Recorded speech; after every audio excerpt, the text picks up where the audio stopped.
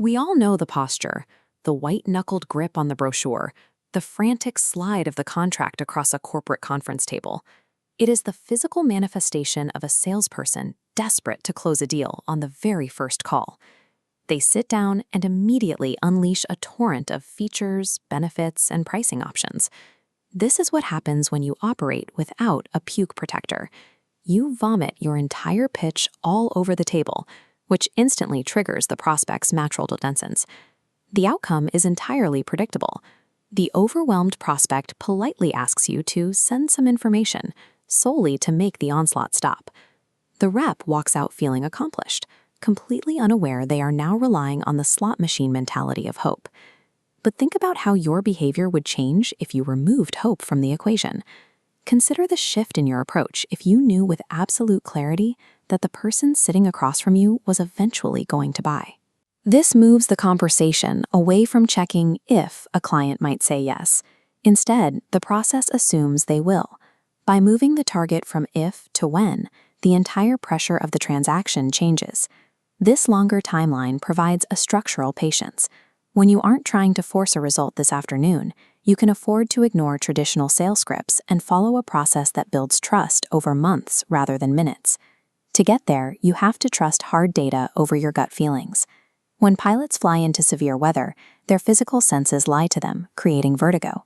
They survive by ignoring their intuition and trusting the instruments on the dashboard. Sales requires the same discipline. This diagram compares a retail company's assumptions on the left to their actual history on the right. Management assumed their average customer was 40 years old, making $75,000 a year. 7 years of data proved their customer was actually 32, making just $37,000. Once you isolate this real customer DNA, the guesswork stops. You stop marketing to a ghost and begin targeting only the prospects who match your verified profile, which removes the ambiguity from your pipeline. This equation translates that data into a time budget. If a prospect is worth $200,000 in revenue and you value your time at $100 an hour, you now have a hard budget of 200 hours to invest in winning that specific client. Top earners take those 200 hours and stretch them over 24 months. This horizon changes how you view a competitor. A prospect who says they already have a vendor isn't a dead end. They are a loyal customer. They just require a 2-year investment to win over. Turning relationship building into a mathematical formula helps manage the emotional weight of rejection.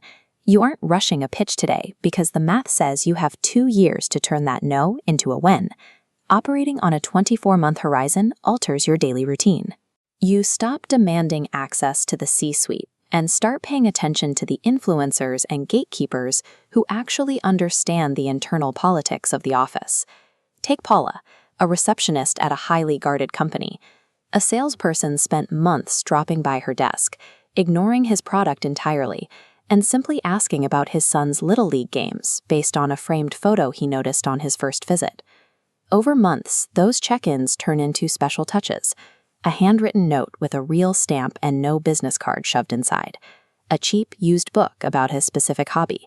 An empty tin can labeled Florida Sunshine, mailed in the dead of winter.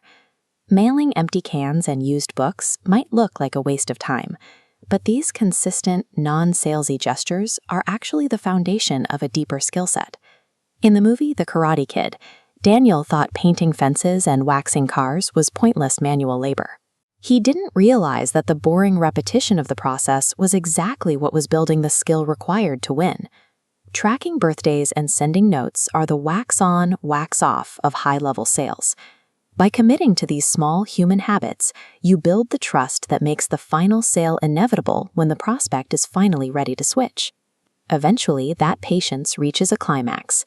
After months of handwritten notes and baseball chats, Paula, the receptionist, picked up the phone and invited that salesperson to an executive happy hour.